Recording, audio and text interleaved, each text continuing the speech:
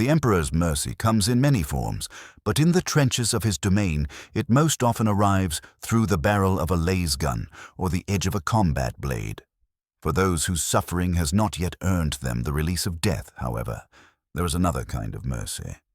It crawls through the mud on tracked wheels, dragged by servitors whose own wounds long ago healed into blessed machinery. It whispers hymns through Vox grills while chainsaws sing their surgical prayers somewhere in the distance. This is the story of what becomes of the broken. In the 41st millennium, war is not the continuation of politics by other means. War is the baseline state of existence, the fundamental condition against which all human activity is measured. In a galaxy where conflict burns eternal, where every world bleeds and every system screams, the wounded do not simply vanish into comfortable obscurity. They become another resource to be managed, another variable in the grand equations of survival that govern every aspect of Imperial life. The Medicae stations of the Astra Militarum are not hospitals in any sense that ancient Terra would recognize. They are processing centers, triage hubs where human suffering is sorted and catalogued according to its usefulness to the war effort. The question is never simply whether a man can be saved, but whether he should be. The line between mercy and efficiency has been ground down so fine that even the most experienced field surgeons can no longer say where one ends and the other begins. Today, we follow one wounded soul through this machinery of calculated compassion. His name is Jorik Vest, though by the time his journey is over, that name will matter far less than the Imperial classification stamped across his Medicae data slate. His story begins where so many others do, in the churned earth and chemical rain of a contested world, where the line between the living and the dead shifts with every artillery barrage. The planet is Mordian 7, a forge world whose sacred manufactoria have been defiled by the green tide of orcs. The 47th Cadian shock troops have been holding trenchline Secundus for 16 days. Not that the word days means much beneath the perpetual ceiling of smoke and ash that passes for a sky. Time moves differently in the trenches. It crawls during the long watches between enemy assaults, when every shadow might conceal a commando and every stray sound could herald another greenskin charge.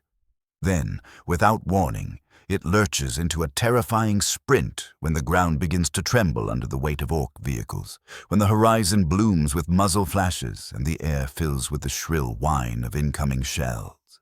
Jorik Vest had been a good soldier, not exceptional, not heroic in the way that earns medals or battlefield promotions, but competent and reliable, the qualities that actually keep regiments alive and officers satisfied. He had served with the 47th for 3 years. He had survived the grinding urban war on Vaxol Prime and the bitter winter campaigns on Essenia. He had learned to sleep standing up, to eat rations that tasted unmistakably of recycled corpse starch, to kill without hesitation, and to follow orders without question. Those skills had kept him alive through dozens of engagements, earned him the trust of his squad and the grudging respect of his sergeants. But competence is no armor against random chance, and reliability offers no protection against the cosmic indifference of war. The attack comes at dawn, though dawn on Mordian 7th is only a slight thinning of the ever-present darkness, a faint suggestion of daylight behind the smog. The orc assault begins with a bombardment from their crude but effective artillery, the thunder of big shooters, the ear-splitting scream of rockets, the gut-churning concussion of improvised cannons. Every guardsman in the trench dives for whatever cover the narrow earthworks can provide. Command had been expecting this. Intelligence reports had warned that the orcs were massing for another push. Vox traffic between command posts carried that particular note of resigned anticipation that every veteran recognizes, the knowledge that sooner or later the next storm must break. Jorik is manning Fire Position 7 Delta when the first shells land. It is a reinforced section of trench with a clear killing field across the cratered stretch of no man's land between the Imperial and Orc lines. His laser gun is clean and fully charged. Spare power packs sit arranged within easy reach. His gas mask hangs ready around his neck. He has done this before. He knows the rhythm of an orc attack, the way tentative probing fire swells into a full-throated charge. The first shells are range-finding shots, bracketing the Imperial defenses while the orc crews walk their fire into place. Then the real barrage begins. The world dissolves into a storm of flying dirt and shattered rockcrete. Jorik presses himself into the trench wall, trying to make his body as small a target as possible. He listens to the rising and falling banshee whine of incoming ordnance, the bone-shaking impact of detonations, the rattle of debris whickering overhead. This is the worst part of any assault, the helpless waiting while the enemy tries to kill you with mathematics and high explosives. All a guardsman can do is endure and hope his position is not selected for special attention. The bombardment lasts for 23 minutes, though it feels like hours. When it finally lifts, the sudden relative silence is almost as shocking as the noise. Through the ringing in his ears, Jorik hears the sound every Imperial soldier dreads, the guttural roar of orc voices raised in crude war cries, undercut by the grinding engines of their ramshackle vehicles. "Contact! Front!" someone shouts down the line, though in the aftermath of the barrage, it's impossible to tell from where. "Greenskins! Lots of 'em!" Jorik rises from his crouch and peers over the lip of his firing step, squinting through drifting smoke and dust. At first he sees only the familiar moonscape of shell holes and broken debris. Then the shapes emerge. Dozens, then hundreds of orc infantry, charging across the killing ground with weapons waving and mouths wide in feral glee. Behind them lumber the hulking silhouettes of their vehicles, belching black exhaust and spitting sparks from jury-rigged engines that seem to run on hatred and scrap metal. The Imperial response is immediate and methodical. Last fire flickers from firing points all along the trench line, a staccato pattern of red lances cutting into the advancing horde. Heavier weapons join in, the thunderous bark of heavy bolters and the rattling roar of autocannons. Jorik settles into his firing stance, breathing slow and steady, and begins to pick his targets. Acquire target, aim, fire. His first shot punches straight through an orc boy's chest, dropping it in a heap of mangled limbs. His second shot goes wide, lost in the chaos. His third burns into the shoulder of a massive knob, barely slowing the brute, but marking it for heavier weapons further down the line. Around him, his squad mates do the same. Their combined fire scythes through the orc ranks. Greenskins fall by the dozen, but they keep coming, driven on by their species' inbred love of violence and their utter inability to understand the concept of a tactical withdrawal. The vehicles are the real threat. The infantry charge pins the guardsmen in place while the crude tanks and battle wagons close the gap. Jorik can see them clearly now, a motley collection of armored monstrosities, some of which may once have been Imperial vehicles, though any original design has been buried under plates of scrap, extra guns, and bizarre decorations that serve no purpose but orcish aesthetics. Anti-tank teams are already engaging, missile launchers and less cannons seeking out weak points in the lumbering beasts. The lead wagon shudders under multiple impacts, black smoke pouring from its engine housing, but still it grinds forward. Its main gun, a massive cannon seemingly welded straight onto the hull, swings toward the Imperial trenches and fires. Jorik never sees the shell that changes everything. One moment he is lining up another shot at an advancing boy. The next, the universe detonates. Blinding light, deafening sound, and a wall of air hit him like a giant's fist. The shell strikes the trench wall 3 meters to his left. The reinforced rockcrete absorbs most of the blast, but the shockwave is still enough to hurl Jorik bodily into the opposite wall. He hits hard. His lasgun flies from his hands and vanishes somewhere in the muck. For a few heartbeats he lies there, stunned, ears roaring, vision smeared into formless shapes. Then the pain arrives. It begins in his left leg as a white-hot spike and spreads up through his torso. When he tries to sit up, his left arm refuses to obey, hanging numb and useless at his side. Warm blood runs into his eyes from a gash on his scalp. When he looks down, he sees white bone pushing through shredded fabric and torn flesh. The battle rages on above him, but Yorick is no longer part of it. In an instant, he has crossed an invisible threshold. He is no longer an active combatant, but a casualty. A component whose primary contribution to the war effort is now his capacity to consume medical resources. In the space of a single shell burst, he has gone from asset to liability, from guardian of the Emperor's realm to broken hardware that must be processed by the vast machine of military medicine.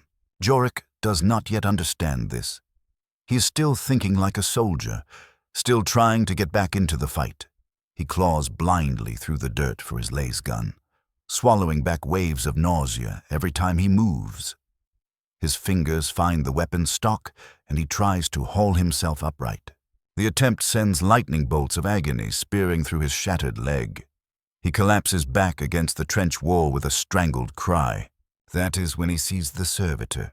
It comes through the drifting smoke and chaos at an unhurried, almost serene pace, the gait of something that has long since ceased to fear death.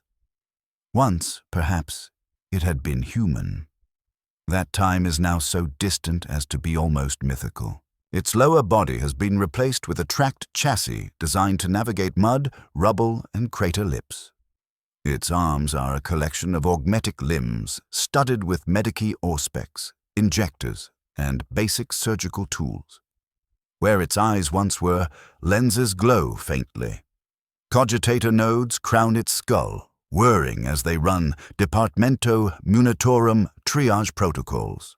The servitor's optical sensors fix on Yorick with mechanical precision. Internal systems begin to harvest and process data. Compound fracture of the left tibia and fibula. Probable concussion, multiple lacerations to scalp and face. Possible internal trauma. The assessment takes less than 3 seconds. The conclusion is automatically transmitted to the nearest medici station, along with Yorick's service, record, and genetic profile. Triage classification: Amber. Priority medium. Prognosis: uncertain. Guardsman vest. The servitor intones through its vox grill, voice flat and toneless. You have sustained combat injuries. Comply with medical evacuation procedures. It does not wait for his consent.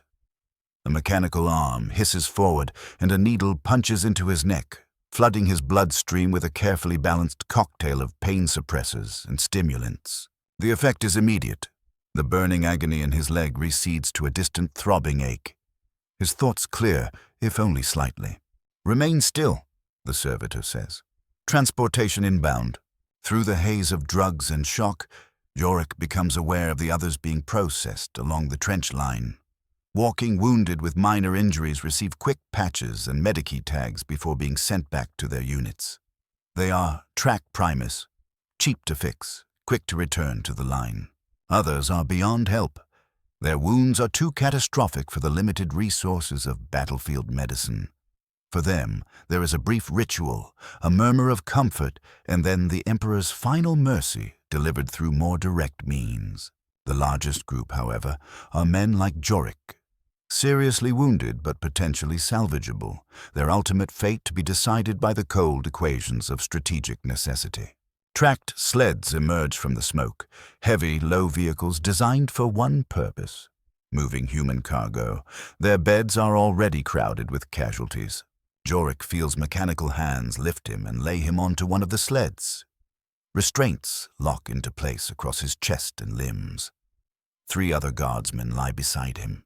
To his left, a young trooper whose face has been half flayed by shrapnel sobs quietly, tears cutting pale tracks down blood-stained skin. Another man lies utterly still, his breathing so shallow that Yorick can only tell he lives because of the faint mist of vapor leaving his lips in the cold air. The third is unconscious, uniform soaked through with blood from wounds Yorick cannot see.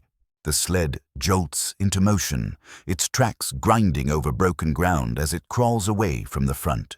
Behind them, the sounds of battle slowly diminish, las fire and explosions growing distant.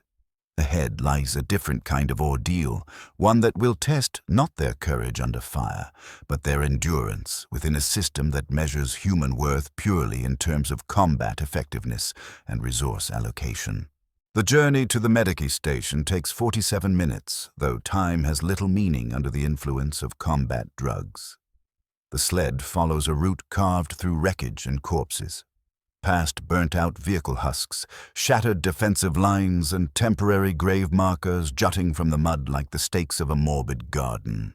From time to time, they pass other sleds heading back toward the trenches, empty or nearly so, ready to collect the next wave of casualties. The Emperor's mercy takes many forms. In the realm of military medicine, it most often manifests as efficiency. The Medici station that finally receives them is a crude monument to that principle. A sprawl of prefabricated hab modules, field tents, and requisitioned buildings laid out according to protocols refined over 10,000 years of war. Everything has a place. Everything has a flow.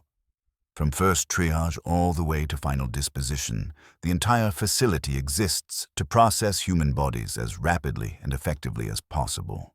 The complex occupies what used to be a small manufactorum. Its assembly halls, storage bays, and loading docks have been repurposed in the Emperor's name. The main triage center is housed in a former production hall, its high ceiling now strung with harsh lumen strips that wash the scene in unforgiving white glare. Rows of examination tables line the floor. Each one is equipped with basic diagnostic equipment and staffed by Medici personnel whose movements have been honed into ruthless efficiency by months of unending labor. Jorik is unloaded from the sled, transferred onto a wheeled gurney, and pushed into the flow. Data tags clipped to his uniform track his movement from station to station, feeding updates into the facility's cogitator network. His first stop is the automated scanning bay. Servitor-operated machines descend over him, Auspex arrays and imaging lenses humming as they map his injuries in exhaustive detail. They do not care about his fear or his pain. Their only concern is accuracy. Every fracture, every laceration, every deviation from baseline function is recorded.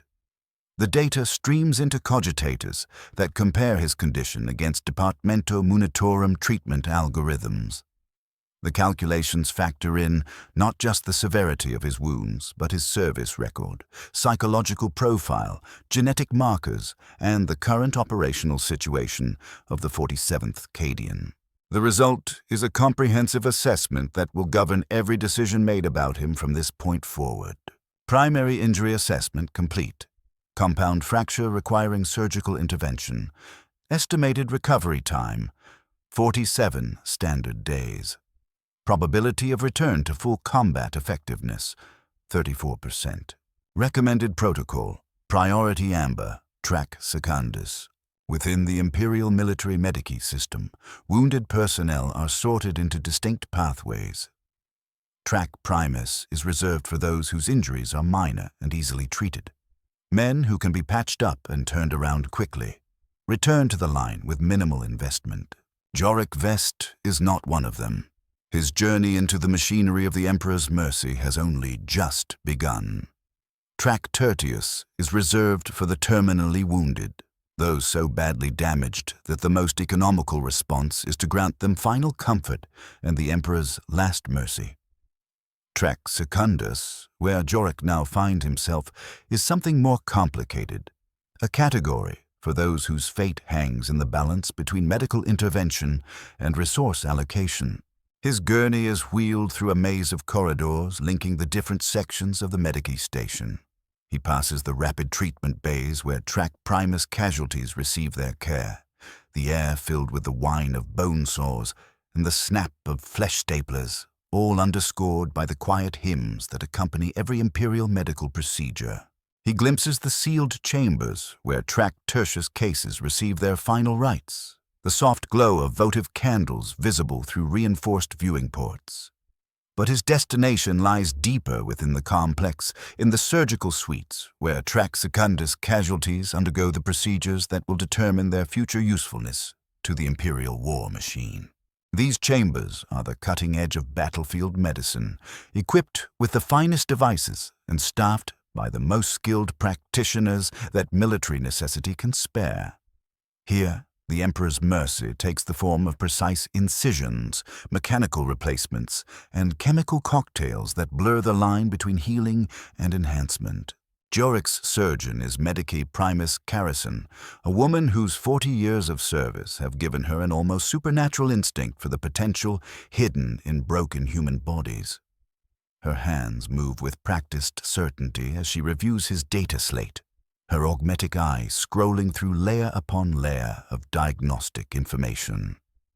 She has performed thousands of such procedures, seen every permutation of combat injury that a human frame can sustain, and still retain some hope of function.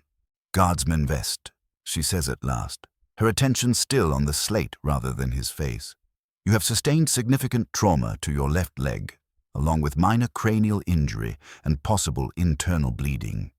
Standard treatment protocol calls for amputation and prosthetic replacement, followed by a rehabilitation period of approximately 6 weeks. The words strike Jorik like a hammer blow, cutting through the drug-induced haze with brutal clarity. Amputation, the loss of his leg, the permanent reshaping of his body to fit the needs of military efficiency.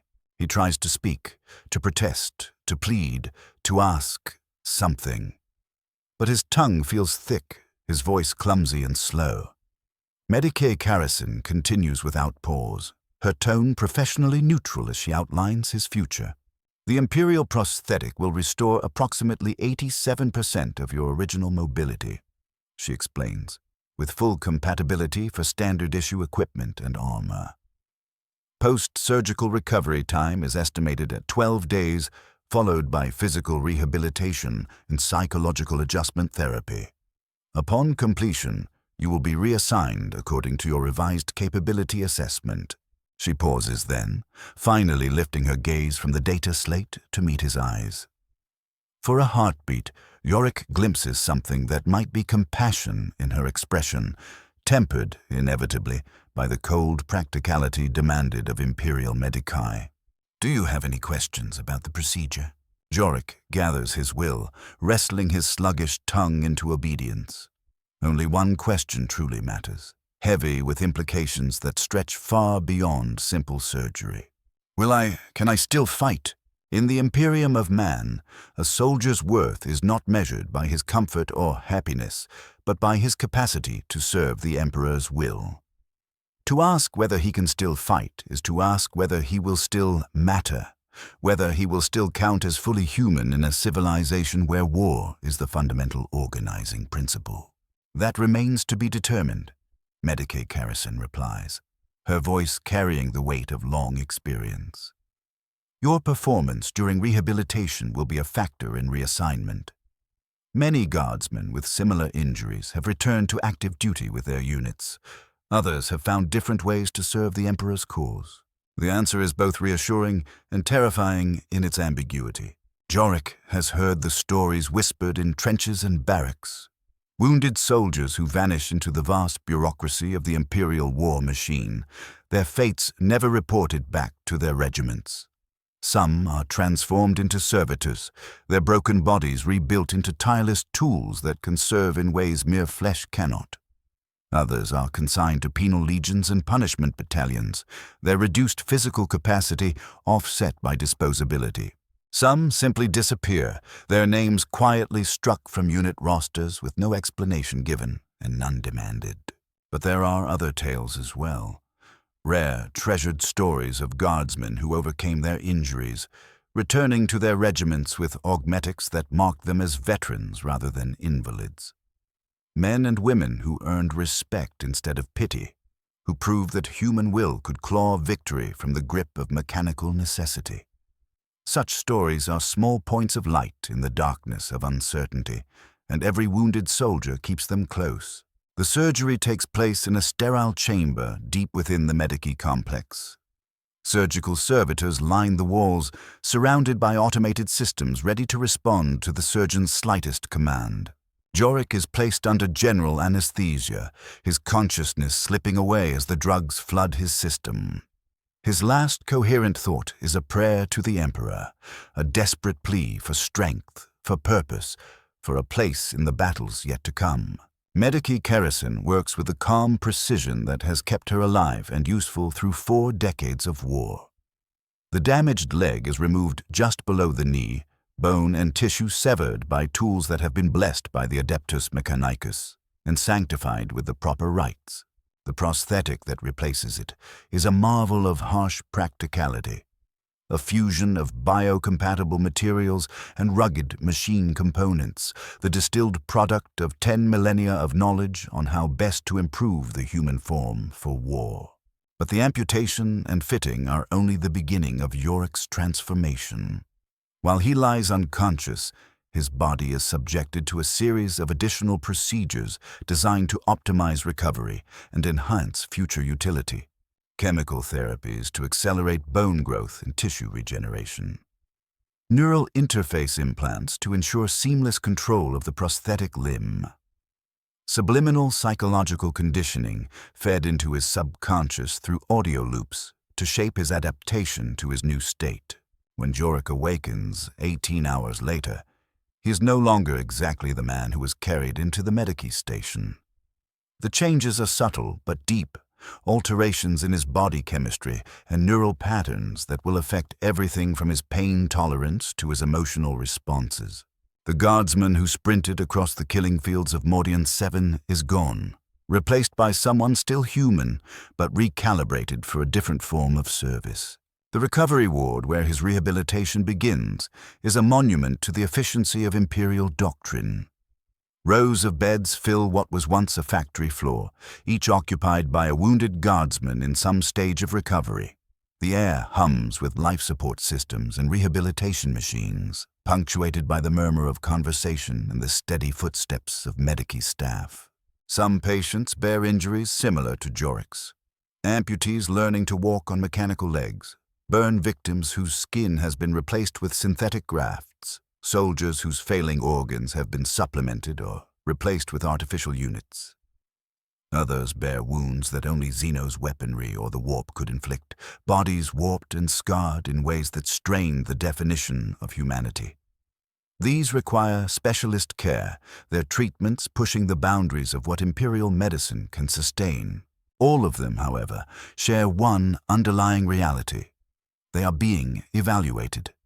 Every movement, every response, every fragment of progress is monitored and recorded. Their pain thresholds, emotional stability, willingness to cooperate, and facility with their augmentations all feed into cogitators that recalculate their capability ratings and weigh possible reassignments. Yorick's first attempts to walk with his new leg are awkward and painful, despite the sophistication of the device. The prosthetic responds to his neural commands through the implanted interfaces, but the translation from thought to motion is not yet smooth. Actions that once required no conscious effort now demand planning, concentration, and constant readjustment. The rehabilitation staff are a mix of human specialists and servitor units. The humans offer encouragement, hard-earned advice, and the occasional sharp rebuke when effort flags. Many bear augmetics of their own and know precisely what he's going through. The servitors provide the other half of the equation. Precise measurements, strict adherence to protocol, and an utter lack of emotional bias. Range of motion within acceptable parameters. One servitor reports, during a typical session, lenses flickering as it logs data. Gait efficiency at 73% of baseline human standard. Recommendation: continuation of current therapy regimen. The numbers are encouraging, but they do not capture the true struggle. Yorick wrestles with grief for what he has lost and a grim determination to prove he still has value. The leg works, but it will never feel like his own. Every step is a reminder of the shell that shattered his old life and the machine that has taken its place. Yet as the days pass, he discovers advantages he had not considered. The prosthetic is stronger than flesh, able to absorb impacts that would snap bone. It does not fatigue, does not cramp or tremble, and feels no pain. Under certain conditions, It allows him to keep moving long after an unaugmented soldier would have collapsed. And the very fact of its presence marks him out among his peers, not as a cripple, but as a veteran who has survived what others did not. The other patients become both inspiration and warning. Some adapt with startling resilience, embracing their augmentations as badges of honor. They talk about returning to the front, about proving themselves anew, about the Emperor's favor in allowing them to keep serving. Their optimism, however fragile, offers a model to emulate. Others falter. There are those who cannot accept their new limits, who push themselves to collapse in a desperate bid to force their bodies back to what they once were. There are those whose minds fracture under the strain, resentful, unstable, unreliable. The fortunate among these are shuffled to rear echelon posts, assigned duties where their diminished capability will do less harm. The others simply vanish from the ward one night, their beds suddenly empty, their names erased from the patient logs. Jorik is determined to avoid that fate. He follows his therapy protocols with near religious devotion, pushing himself hard but not recklessly. He learns to walk, then run, then climb with his prosthetic until the motions become as natural as they can be. He passes his psychological evaluations with solid marks, showing no signs of the despair or volatility that might disqualify him from further frontline duty. Most importantly, he cultivates the correct attitude, acceptance of his circumstances, appropriate gratitude for the Emperor's mercy, and a clear desire to continue serving in whatever capacity is deemed fit. After 6 weeks of rehabilitation, he is declared ready for reassignment evaluation. The assessment takes place in a sterile chamber where he undergoes a battery of physical and psychological tests. He runs obstacle courses, performs strength and endurance drills, and demonstrates his marksmanship with standard and specialist weapons. He answers probing questions about loyalty, fear, faith, and duty, each response recorded and analyzed. The results are compiled into a comprehensive report. Physically, he is rated at 91% of unaugmented human baseline, a remarkable figure, testament both to his prosthetic and his own determination. His psychological profile marks him as reliable, motivated, and stable under stress.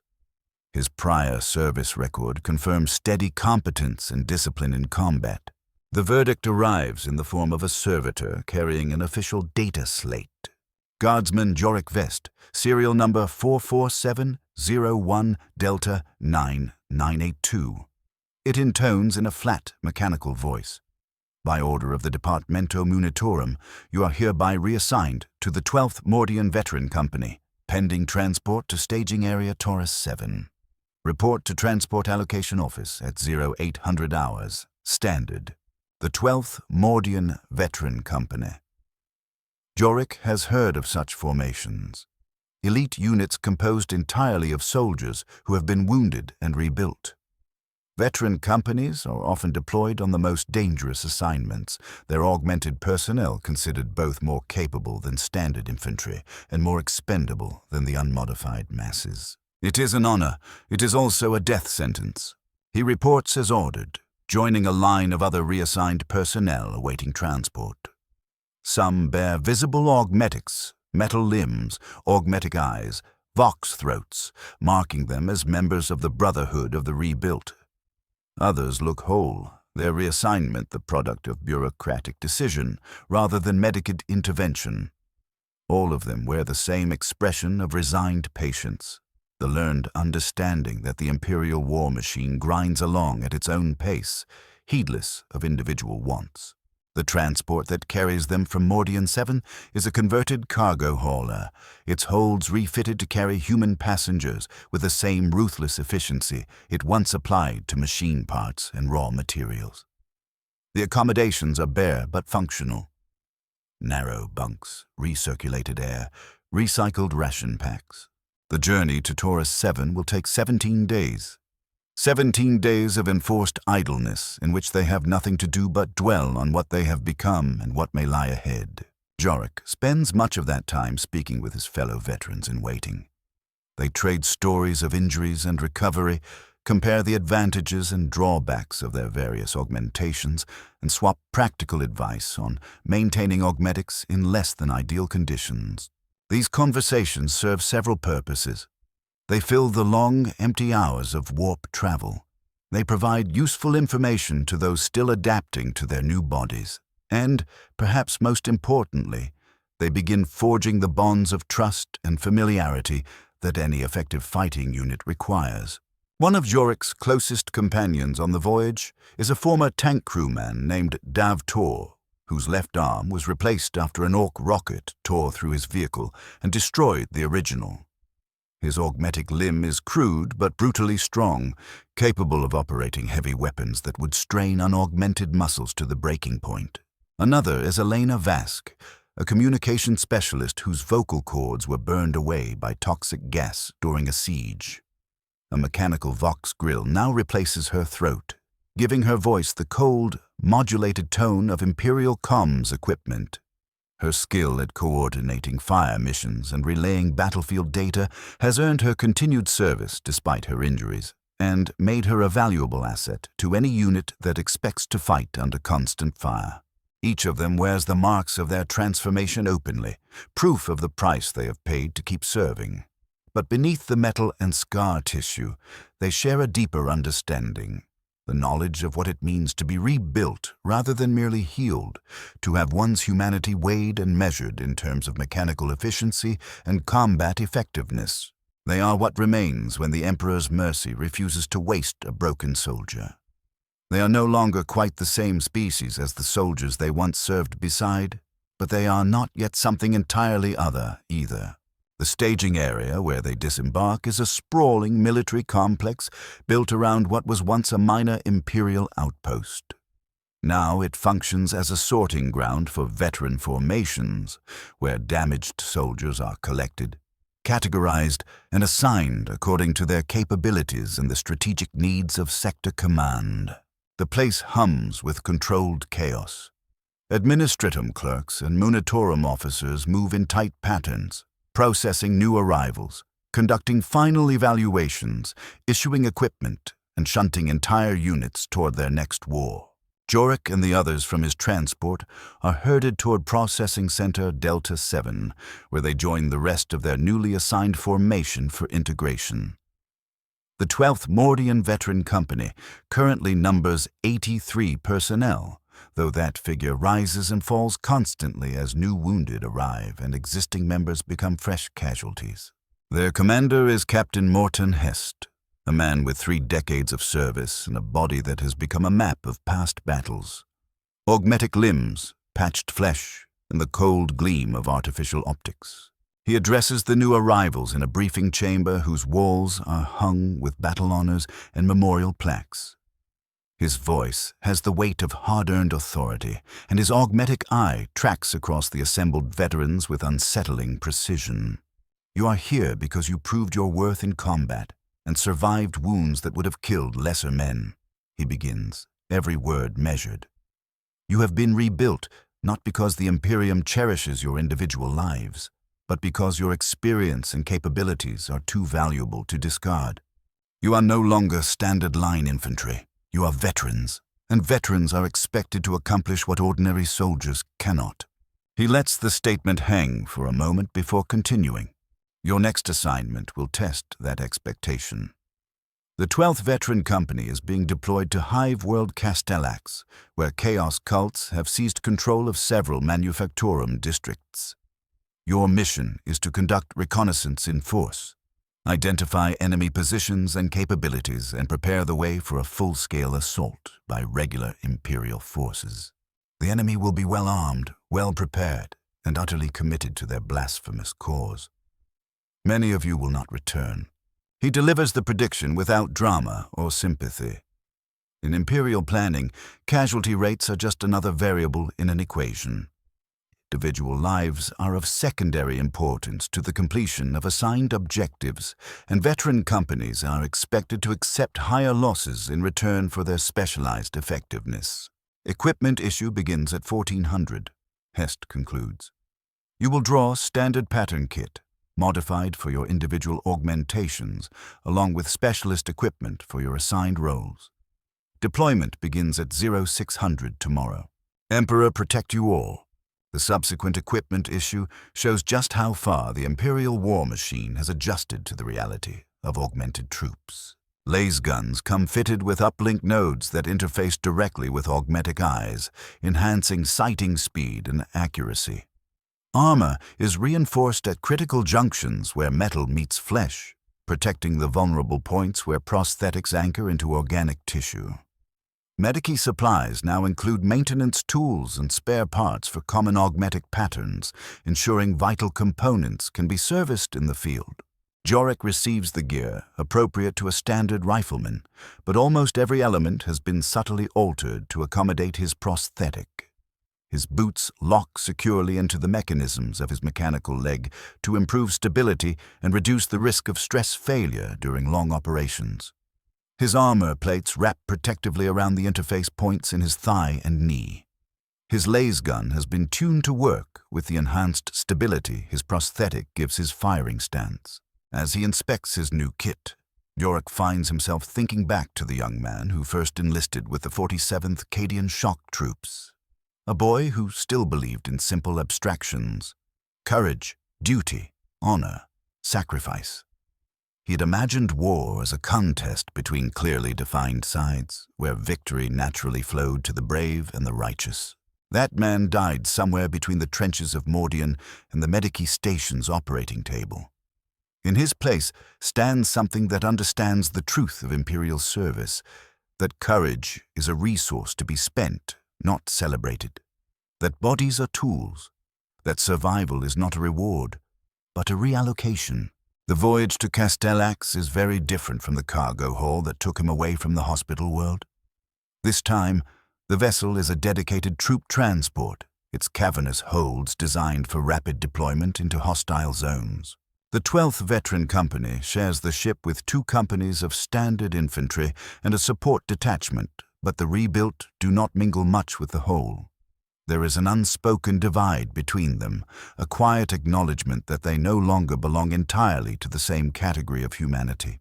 During the 3 days of transit, Jorik spends long hours reviewing mission briefs and intelligence reports. Hive World Castellax is a towering monument to Imperial industry.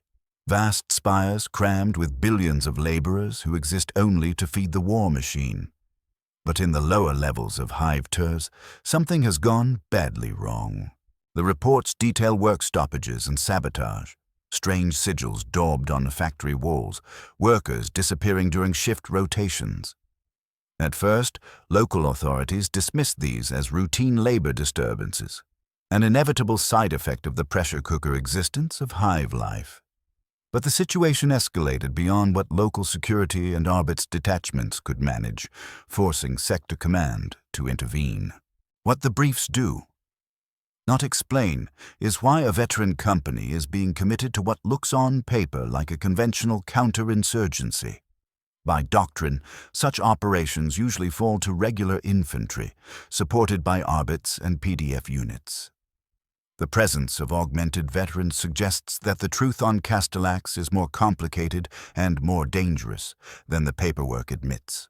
Jorik shares his doubts with his assigned fire team during their final equipment checks. Sergeant Korvac, their team leader, has lost both legs below the knee and now moves on augmetic limbs that carry him with precise, machine-like steps even over broken ground. Trooper Hask's right eye has been replaced with a multi-spectrum augmetic that can sweep multiple bands of the electromagnetic spectrum. Trooper Vale breathes through mechanical apparatus that filters air and lends his voice a faint metallic timbre. "Something about this stinks," Vale remarks, Vox-touched voice humming as he speaks. "You don't send veteran companies to break up worker riots. There's something in those lower levels the administratum doesn't want on the official record." Korvac nods, his prosthetic feet clicking softly against the deck. Could be Xenos contamination.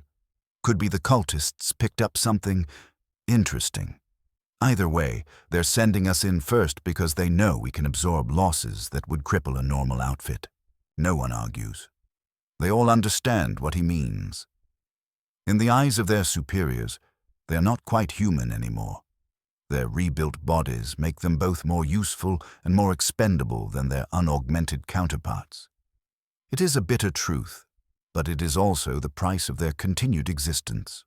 The deployment takes place under artificial night. The 12th Veteran Company drops by grav chute into the industrial zones of Hive Turs, while orbital assets track their descent. They slam into the landing zone, a labyrinth of manufactoria and storage blocks, their towering bulk blotting out the Hive's distant ceiling lights. The air reeks of burned chemicals, oil, and the sour tang of recycled atmosphere. Jorik's squad touches down in Formation Delta 7, a wedge that allows for mutual support, while minimizing the risk of overlapping fields of fire in the cluttered environment. His prosthetic leg takes the impact cleanly, shock dampers distributing the force through machine bones and artificial joints.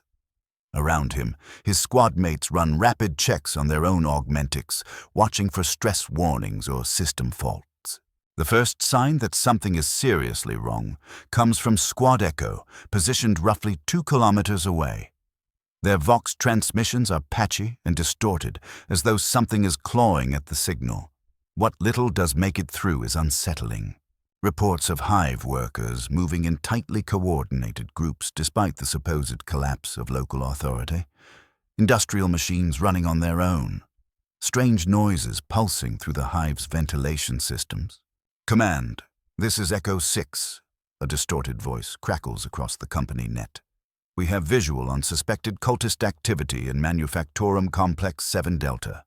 Civilians they're moving wrong, sir. Like they're being controlled by something. Request permission to engage." "Echo 6, maintain observation," Captain Hest replies without hesitation. "Do not engage unless directly threatened. All squads advance to Phase Line Alpha and report contact." Echo Squad never reaches Phase Line Alpha. Their signal decays into static less than half an hour after that last transmission. 8 augmented veterans vanish from the net without explanation. Search and rescue doctrine would normally require immediate action, but Hest orders the company to maintain its advance on the primary objective. In a veteran formation, entire squads can be written off as acceptable losses. Regrettable, yes, but not enough to justify deviating from the wider plan.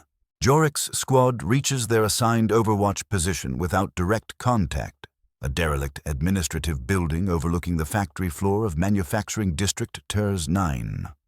From behind grimy windows and cracked lumens, they observe a manufactorum that should have been silent and abandoned still running at full output. Below, massive assembly lines crawl across the floor, tended by ranks of workers. At first glance, they look like any other Hive laborers. Stained coveralls, breathing masks, the slump of exhausted bodies. But the longer the squad watches, the more disturbing the details become. The workers move with unnatural synchronization. Every gesture is mirrored, every motion perfectly timed, as if they were puppets driven by the same invisible hand. No one speaks, no one pauses for rest, no one shows the slightest variation or distraction. Worst of all, they keep working through injuries that should have sent them to the infirmary or the morgue. Blood leaks from gashes, burns blister exposed skin, limbs hang at odd angles.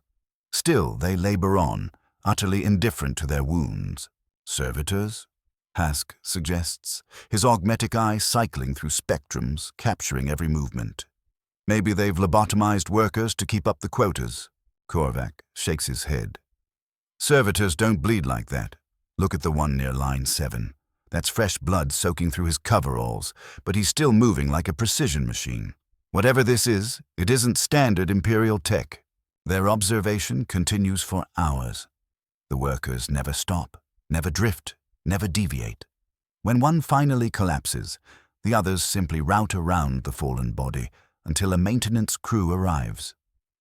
The maintenance team moves with the same eerie coordination. No conversation, no hesitation. They remove the collapsed worker, and the line never truly breaks tempo. When the Hive's artificial dawn cycle begins and the overhead lumens flare to imitation daylight, the workers finally cease their tasks. But they do not leave their stations. They do not walk off shift or retire to hab blocks. Instead, as one, they turn. Dozens of heads pivot in unison to face the exact window where Yorick's squad lies hidden.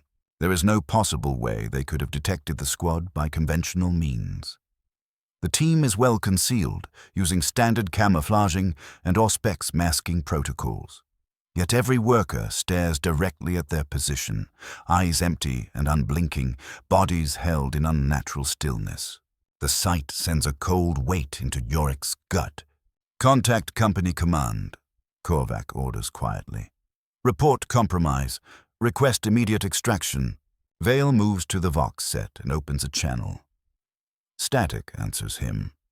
The same interference that swallowed Echo Squad's transmission now drowns their link to the rest of the company. They are alone, cut off, deep in hostile territory, facing an enemy they do not understand. The workers begin to move again. This time, the coordination is no longer merely unsettling. It is overtly tactical. They advance across the factory floor in tight formations, their movements as disciplined as any drill-schooled infantry. Some carry improvised weapons, tools and machinery repurposed into brutal close combat instruments. Others appear unarmed, but their steady, fearless advance suggests that they are far from harmless. Yorick checks his lace gun, confirms the charge levels on his power packs, and feels his combat training click into place. His augmented legs systems detect heightened stress and automatically adjust damping and power distribution for imminent engagement. Around him, the rest of the squad is doing the same, running diagnostics, checking fields of fire, setting up kill zones. When the attack comes, it feels less like a mob surging and more like a single organism extending a limb.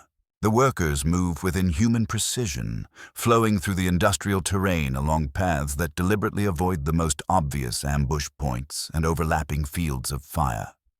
It is as if they can sense the lines of sight and danger around them, as if they share a common awareness rather than relying on shouted orders or hand signals. The engagement begins when Vale opens fire on the lead group. His last shots are clean and disciplined, striking 3 workers squarely in the chest and sending them staggering to the ground. For a moment, everything seems normal. Then the casualties rise.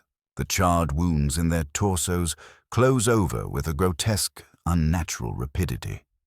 They resume their advance without any sign of pain or disorientation, their movements as smooth as before. "Targets not responding to standard weapons fire," Hask reports over the squad's internal channel, his voice tight. "Recommend maximum power settings and cranial targeting." They adjust their fire. Shots aimed at heads have more effect. Some of the workers drop and stay down once their skulls are destroyed. But even this is not guaranteed. More than once, Yorick sees a worker take a lethal blast to the head. Face obliterated, skull shattered, only for the body to keep moving. Neck broken, head lolling at a grotesque angle, the thing still lurches forward with murderous purpose. As the firefight intensifies, a dawning realization settles over Yorick. Whatever these things are, they are not simply hive workers under some crude form of mind control. They are not men driven mad by chaos, nor are they servitors bound by imperial circuitry. They are something else entirely, and whatever humanity they once possessed has been hollowed out and replaced with a cold, collective will that does not understand pain, fear, or mercy. The factory workers have been changed by something that has preserved their physical forms while replacing their consciousness with something else entirely. They are puppets animated by an alien intelligence, their bodies reduced to vehicles for a will that exists outside the boundaries of individual human identity. The realization brings a new kind of horror, a recognition that the enemy they face represents a violation of human nature, so fundamental it challenges the very idea of self. These are not traitors who chose to serve chaos, nor cultists who slowly surrendered to blasphemous creeds. They are something worse. Human beings hollowed out and refilled with a presence that wears their faces, yet is utterly inhuman in essence. As the engagement drags on, the squad's ammunition begins to run low. Their careful fire discipline wars with the desperate need to stop an enemy that refuses to stay down. The workers advance with mechanical persistence, their numbers replenished by fresh bodies from deeper within the complex. It becomes clear they are no longer facing just the personnel from this single manufactorum, but potentially the entire population of the factory district. Sergeant Korvac makes the call to withdraw, leading his squad through maintenance corridors and service tunnels to disengage from the immediate battle. But the retreat only reveals the true scope of what they are up against. Everywhere they move through the industrial zone, they see the same unnatural coordination. Civilians march in lockstep through transit tunnels and loading bays, their individual identities erased and folded into a single collective will. The factory workers were only the first indication. Whatever has taken them has spread far beyond one production line. The veterans' augmentations prove invaluable in the running fight that follows. Jorik's prosthetic leg lets him keep pace over treacherous terrain and shattered walkways that would challenge normal human physiology. Korvac's mechanical legs eat distance with inhuman steadiness. Vale's artificial lungs keep functioning in air that would choke unaugmented troopers, while Hask's augmetic eye scans for pursuing formations. But the further they run, the more it becomes apparent they are not truly escaping. They are being herded. Each route that looks like an opportunity somehow channels them deeper into the district along paths that serve the enemy's purposes more than their own. They finally take shelter in an abandoned shrine complex, a small, once holy space that had once tended the spiritual needs of the factory workers before their transformation. The shrine's altars are overturned, its devotional murals smeared and defaced, with symbols that seem to hurt the eyes when studied too closely. Yet the consecrated ground still seems to matter. The transformed workers gather at the perimeter but do not cross the threshold. Whatever intelligence drives them hesitates at the sacred boundary, as if the Emperor's lingering blessing still exerts some faint resistance to the encroaching corruption. Inside, with the doors barred and firing arcs established, the squad attempts to re-establish contact with the rest of the company and assess their situation. Their vox, however, yields only static. The interference is now complete, so thorough that even emergency channels, designed to cut through most forms of jamming, can't break through. They are effectively cut off. No support, no extraction, no reinforcement. Outside, the transformed workers begin to gather in ever greater numbers. They do not attack the shrine directly, but their presence presses on the guardsmen's nerves like a physical weight. They stand motionless, facing the building with the same cold focus they had displayed on the factory floor. Hours pass. More and more of the altered humans arrive, their approach apparently coordinated by the same unseen intelligence. They form ranks and shapes around the shrine, arranging themselves in patterns so precise and deliberate that it becomes obvious this is more ritual than tactics. Hundreds of human shapes form shifting geometries that obey no earthly logic. Trooper Vale, his augmented lungs allowing him to move safely in the polluted air, volunteers to scout the perimeter. When he returns, his report offers little comfort. The workers have established a complete cordon around the shrine, their positions arranged to eliminate any conceivable escape route. Worse still, movement is visible throughout the hive level. "It's not just this district," Vale reports, his mechanical voice box laced with an edge of strain. "I can see coordinated movement all across the level. Thousands of them, maybe tens of thousands, all moving the same way. Whatever's controlling them, it's spread far beyond any containment zone." The implications settle slowly over the squad, each man arriving separately at the same chilling conclusion. This is no localized uprising, no small pocket of chaos taint. This is something that has claimed an entire population, turning millions of Imperial citizens into extensions of an alien will. At that scale, conventional military responses may be meaningless. Castellax is on the verge of joining the grim list of worlds solved only by the most drastic measures, those used when a planet is judged beyond redemption. Korvac tries the Vox one last time, forcing the set to broadcast on emergency frequencies meant to cut through almost any interference.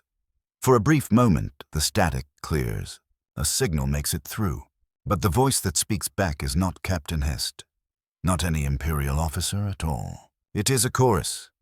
Dozens, perhaps hundreds of voices speaking in perfect unison. The words carry strange harmonics that no human throat could produce. "Welcome, servants of the corpse god," the chorus says through the Vox grill, each syllable unnervingly precise. "You have served your purpose well. Your presence here was anticipated. Your actions accounted for in the greater design. Soon you will understand the futility of resistance and the inevitability of your transformation." The transmission cuts abruptly, leaving only the quiet hum of damaged equipment and the distant thrum of industrial machinery still operating without visible supervision. The meaning is clear. They have not stumbled blindly into an unknown threat. They have been lured. Their movements anticipated, their doctrine understood and manipulated by something that knows the Imperium well enough to turn its own methods against it. Outside the shrine, the transformed humans begin to shift again. Their formations rearrange themselves into increasingly complex shapes that radiate a sense of ritual purpose. The patterns they form are unbearable to look at for long. Angles slightly wrong, distances subtly off, proportions that make the eye ache and the brain recoil. Hask, whose augmetic eye can analyze and filter visual information across multiple spectrums, attempts to study the patterns, but even his mechanical systems struggle to parse what they are seeing. Error codes and red-lit diagnostics flood his augmented vision as the alien geometries violate basic assumptions baked into the cogitator logic. When he finally tears his gaze away, blood leaks from his natural eye, and his augmetic one flickers with cascading system faults. "Don't look at them directly," he gasps, pain sharp in his voice. "There's something wrong about the way they're arranged. It's like staring at something that shouldn't exist. It breaks the rules of how space is supposed to work." The warning comes too late for Vale, whose curiosity has already driven him to stare out a stained window at the formations outside. When he turns away, his expression is one of profound dislocation, as though something essential in his understanding of reality has cracked. His artificial lungs cycle faster, the mechanical rhythm mimicking a panic-stricken hyperventilation. "They're not just standing there," he says in short, clipped bursts. "The patterns, they're doing something to the space around them. I can see it. Reality bending and twisting like it's being kneaded." Korvac orders everyone away from the windows. They pull back into the shrine's main chamber, establishing a defensive perimeter and keeping their eyes off the geometries outside. But even without direct line of sight, they can feel the ritual's effects. The air thickens, becoming viscous and heavy in their lungs despite augmented respiration. Gravity grows unstable, sometimes pinning them harder against the floor, sometimes lightening until they feel perilously close to drifting upward. The shrine itself begins to warp. Consecrated stone groans and cracks under stresses that have nothing to do with mass or load-bearing architecture. Murals painted centuries ago begin to ripple and smear as if their pigment has turned to liquid. Icons of the Emperor twist on their plinths, their features warping into agonized masks that mirror the guardsman's terror. Time falters. Chronometers disagree wildly, some ticking forward, some backwards, some freezing on nonsense readings. Augmetic systems built to provide precise, reliable data begin reporting impossibilities. Distances fluctuate. Limb servos give conflicting accounts of their own length. Vision systems complain of objects existing in multiple locations at once. Outside, the transformed workers stand unmoving, their bodies acting as anchors or conduits for whatever force is warping reality. Their faces are empty, their roles utterly functional. Tools, not participants. They are human frames repurposed as channels for an intelligence that exists outside normal space and time. Jorik finds his thoughts drifting back, despite everything, to the Medicus station where his transformation began. The calm efficiency of Imperial surgeons, the sanctified tools, the fitting of his prosthetic leg. He had accepted all of it as an ugly necessity, a practical adjustment to the demands of endless war. But now, watching his squad's augmentations flicker and glitch under alien influence, he wonders if there was another purpose as well. Their mechanical parts are reacting to the unseen force. Systems that should be stable are fluctuating. Servos twitch through idle, pointless motions. Optics focus on empty corners of the room as if tracking unseen shapes. Vox systems burble out half-formed signals in no recognizable Imperial code. Most disturbing of all are their medical monitors.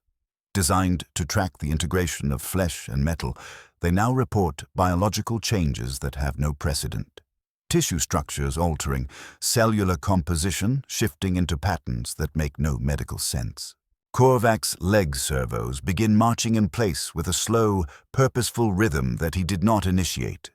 Vale's artificial lungs fall into strange breathing patterns that serve no respiratory need, but produce low harmonics echoing the cadence of the distant, unseen ritual.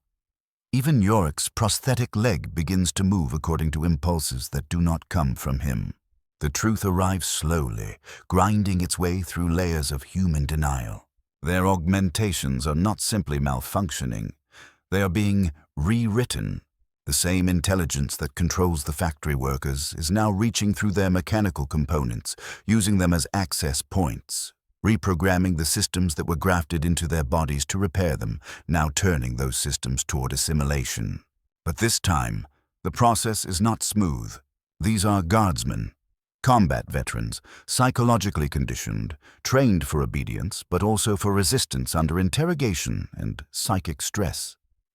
That conditioning creates friction, mental noise that interferes with the alien signal. Their systems flicker between external control and their own will, trapping them in a nightmare struggle within their own skin. Vale is the first to lose that internal war. His artificial lungs suddenly go silent.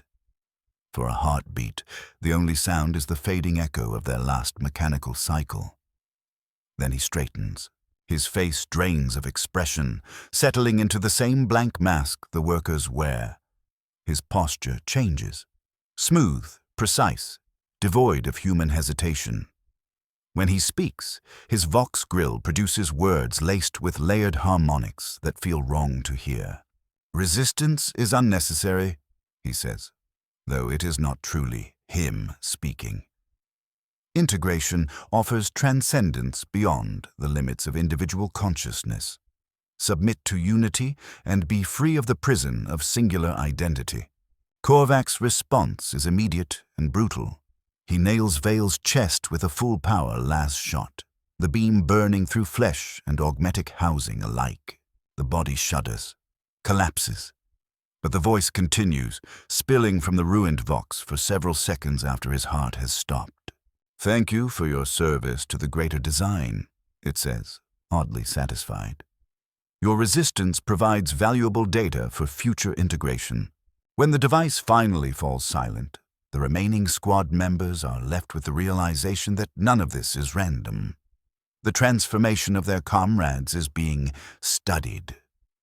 Each failure, each act of defiance folded into an iterative process that will only make future attempts more efficient. Hask is next.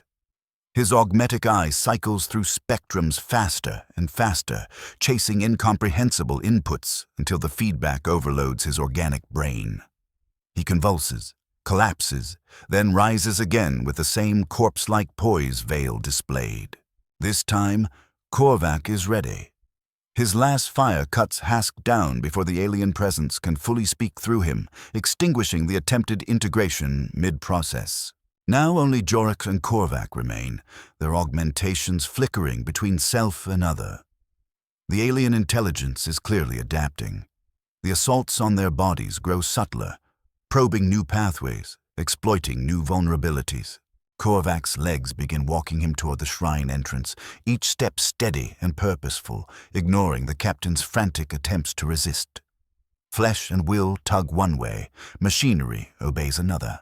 "Shoot me," Korvac grits out, teeth clenched against the inexorable march of his own augmetics. Don't let it use me like it used them. Jorik raises his laser gun, but the weapon feels impossibly heavy. Before he can fire, his own prosthetic leg begins to move, dragging him sideways, offline, away from the clear shot. The entity has learned. It will not allow them to deny it another test subject. The struggle becomes internal. Jorik feels competing impulses clawing through his mind. One clings to loyalty, to the Emperor, to the stubborn insistence that death is preferable to surrender. The other whispers of peace, of release from fear and doubt, of the relief of dissolving into something immeasurably vast and purposeful. Around them, the shrine's reality finally gives way. Walls flicker, becoming half real, half translucent. The ceiling opens onto vistas that have no place inside a hive city or anywhere in the material universe. Angles stretch infinitely, shapes fold into themselves, dimensions multiply and devour each other. Through these cracks in reality, Jorik glimpses other places. He sees factory complexes on distant worlds where the process has already concluded. Millions of human bodies working in perfect, wordless unity, their individuality long since consumed. He sees planets where populations have fused into living structures, vast biomechanical architectures serving functions beyond comprehension. And then he sees it, hanging in the dark between stars like a tumor in the fabric of reality.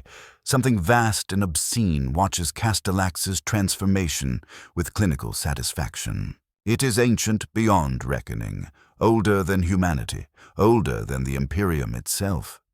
It has been spreading across the galaxy for eons, absorbing species after species, culture after culture, world after world, folding each into its ever-expanding collective mind. Now it has turned its attention to the Imperium of man.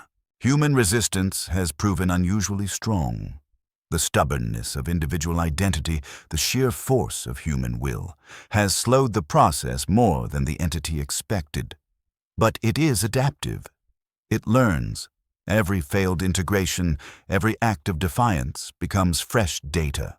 Jorik realizes, with a sickening clarity, that his entire path has been part of that data gathering. His injury on Mordian was not pure chance, but a carefully arranged event. His augmentation, his reassignment, his deployment to Castellax. Each was one step in a long sequence designed to bring him to this exact moment. Even his stubborn resistance now, the battle raging within his own skull, is just one more variable to measure and adjust for. As this comprehension sinks in, the last fragments of his will begin to erode. His mechanical systems fall completely into lockstep with the alien signal. Neural pathways in his brain restructure, cells aligning into new patterns of connectivity, optimized for integration rather than individuality. It is not pain, not in any physical sense. It is the quiet, absolute erasure of the boundary between I and we. Jorik Vest, guardsman of the 47th Cadian Shock Troops, veteran of the 12th Mordian Veteran Company, ceases to exist as an individual. What remains is a node, a single strand woven into a much larger tapestry. His memories and experiences persist, but no longer belong solely to him.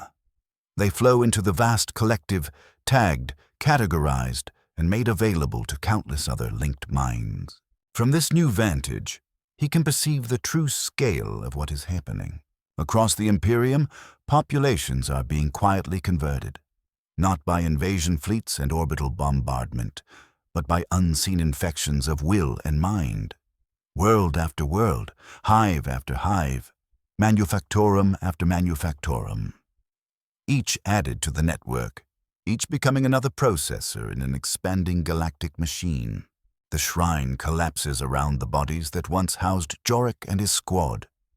The building's disintegration is almost incidental now. The physical shells are no longer required. Their consciousnesses have already been harvested.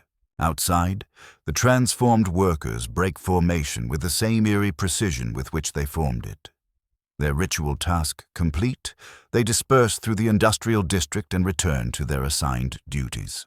Production resumes. The sacred machines are tended. The Imperium's war materials continue to flow, forged and moved by hands that no longer remember being human. Far away, in the cold dark between stars, the ancient intelligence logs the successful integration of 4 more augmented humans. The patterns of their resistance, the behavior of their augmentics, the failure points of their conditioning, all of it is archived for future optimization. These refinements will be applied to other veteran companies, other augmented units, other concentrations of mechanically enhanced Imperial personnel. The process will continue, world by world, mind by mind, until every human consciousness has been brought into unity, until the galaxy beats with the thought of a single, all-encompassing awareness. It is not conquest as the Imperium understands it.